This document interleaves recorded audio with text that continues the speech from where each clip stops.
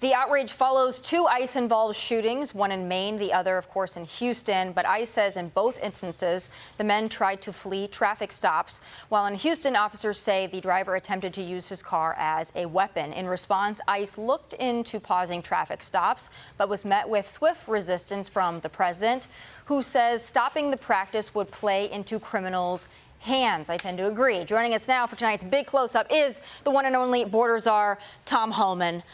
All right, Mr. Homan, we've known each other for a long time, yes, and you know I'm a big fan of your work, right? Yes. So I fired off a couple of tweets this week because I was a little upset, right? And I think the president was also, and I don't know the discussions that happen internally, but this notion of stopping traffic stops, and then now we're hearing that perhaps they're going to resume, but that one of the agents has to have a body cam. We know not all agents have body cams, which leads me to believe that perhaps some traffic stops will be paused for that reason. I want to give you a chance to set that record straight so the American people know what's going on in terms of these traffic stops and why there was maybe this miscommunication with the White House and Secretary Mullen on what happened there. Well, look, traffic stops are back on, and that is true. You got to have a body camera during a traffic stop, which I like. I want all agents to have body cameras, because body cameras exonerate agents 90% of the time, right? It tells the truth.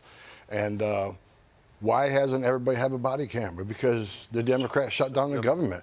In that budget, there's $120 million more to buy body cameras. They said we had the money before, but we didn't have money to do the storage, right? We didn't have money to hire people to do the thousands of Freedom of Information Act requests we're going to get. So we didn't have the money, so they held it up. If they would have not shut down the government, first of all, we'd have a lot more arrests and removals because they shut us down for months.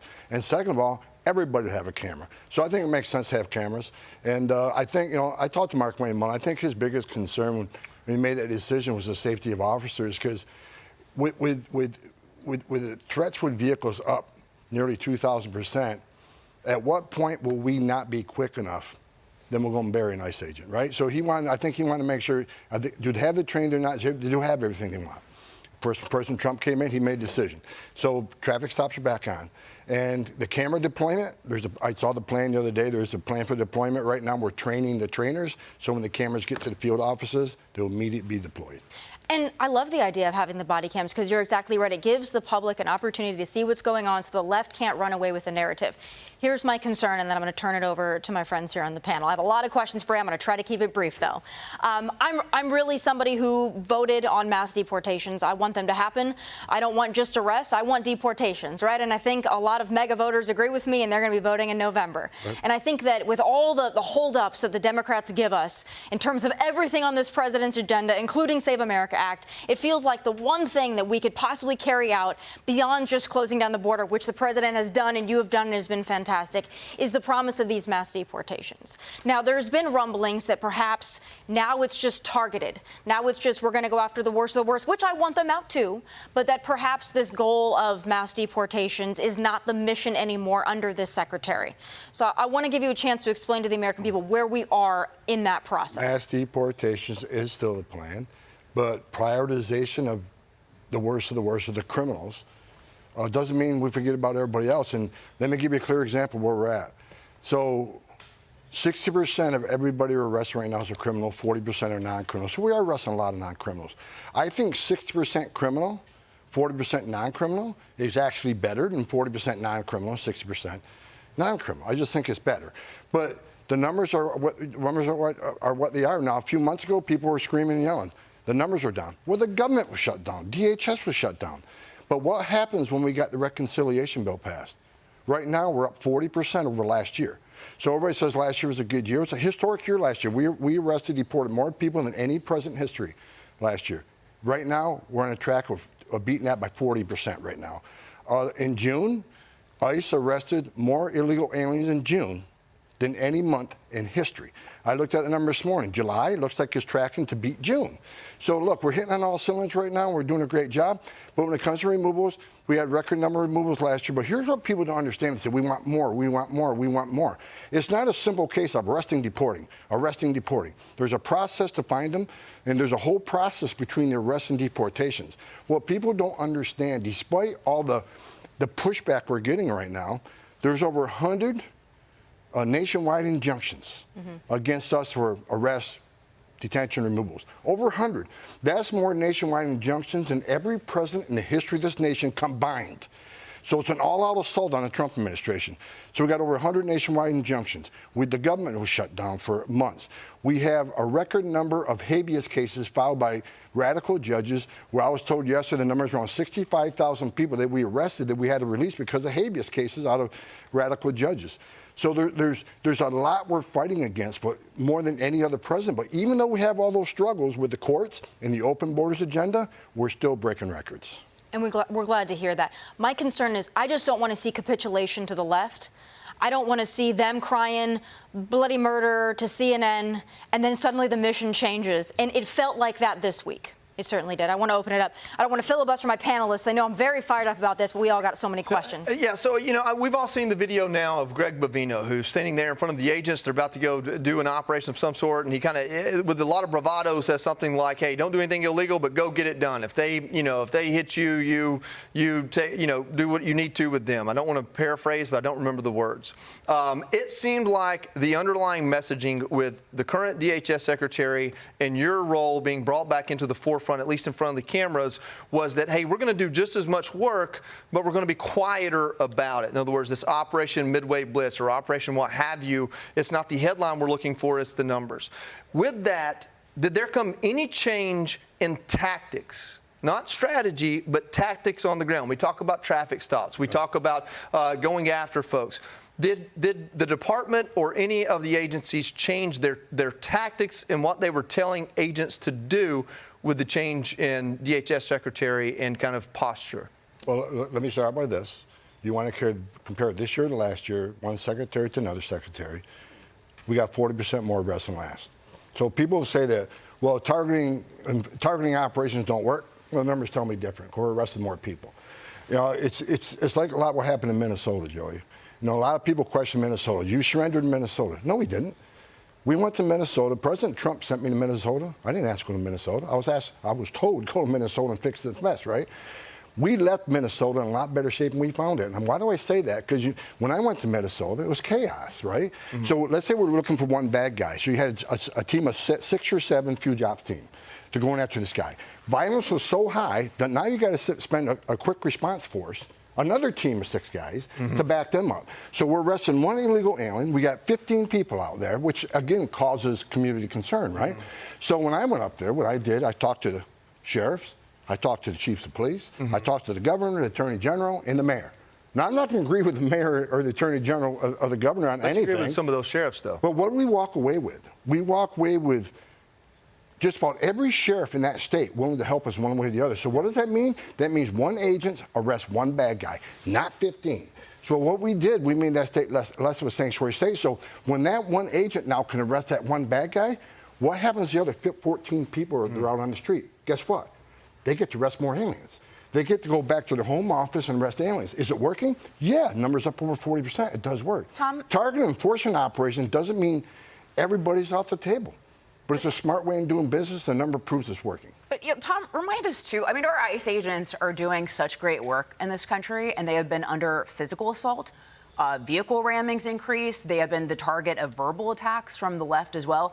You'd mentioned Minneapolis. In one of the surges there, they had arrested individuals with deportation orders from both Democrat and Republican presidents, and also individuals who had sodomized children. Yeah. So remind us of the work that our ICE agents are doing and some of these individuals that they're removing, dangerous individuals from the country. That's one of the reasons I'm talking about a lot of numbers right now, because every day when I read people saying ICE isn't doing enough, that's an assault, an insult of every ICE agent out there busting their ass, right? These men and women are working 6 to 7 days a week. And the threats against them are, 9,000% increase with actual 15% increase in actual assaults. They're working their butts off. They're really doing a good job. And this is a difficult job. But like I just said, with 60% of them being criminals, and you think about, 1 million removals since Trump's been in office, that's hundreds of thousands of public safety threats taken out of our neighborhoods. It's making this country safe again. These men and women are patriots. I was a Border Patrol agent. I was an ICE agent. I know what it's like. I can't go buy a gallon of milk at a grocery store without a security detail because of what we're doing right now.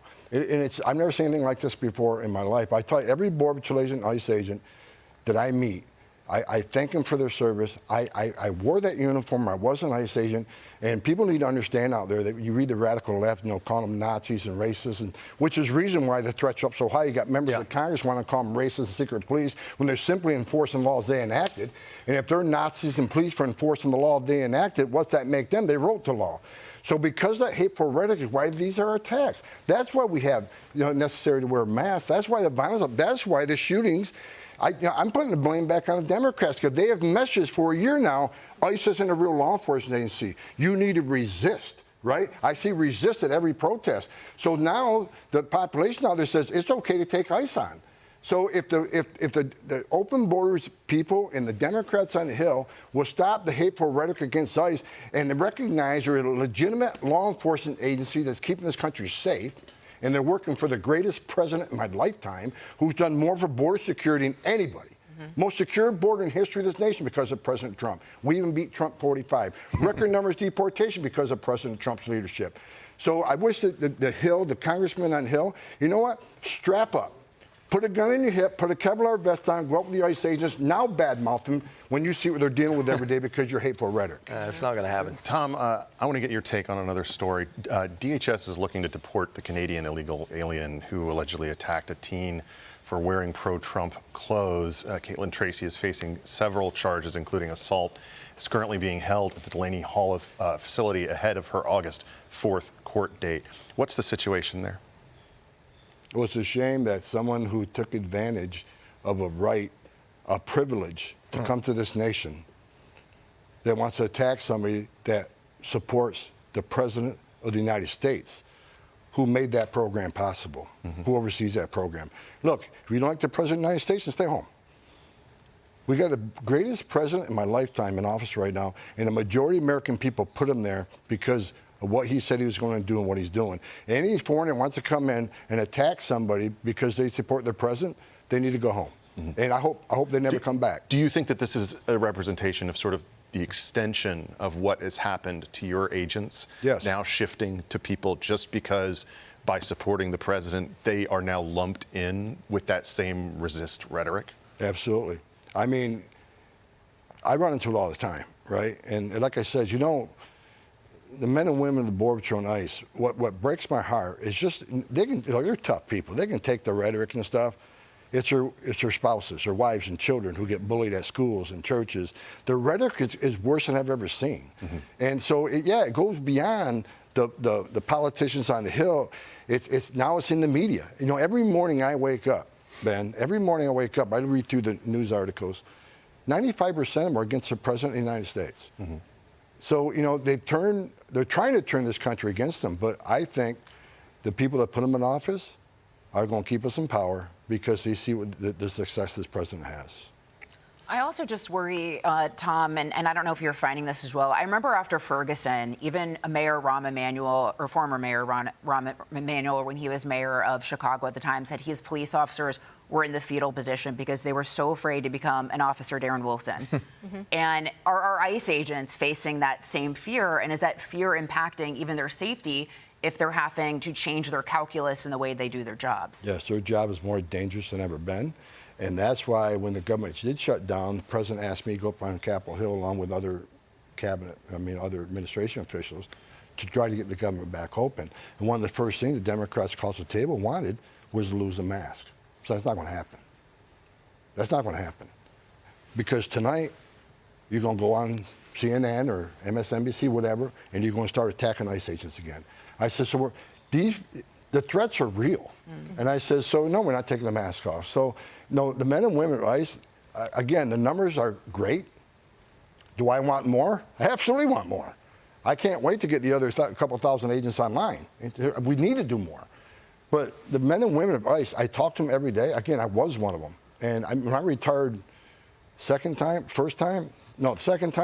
I told them that even though I was going to retire, I would have their sixth the day I die because I know what it's like to wear that badge. I know what it's like to be on the streets looking for bad guys. I know the dangers involved.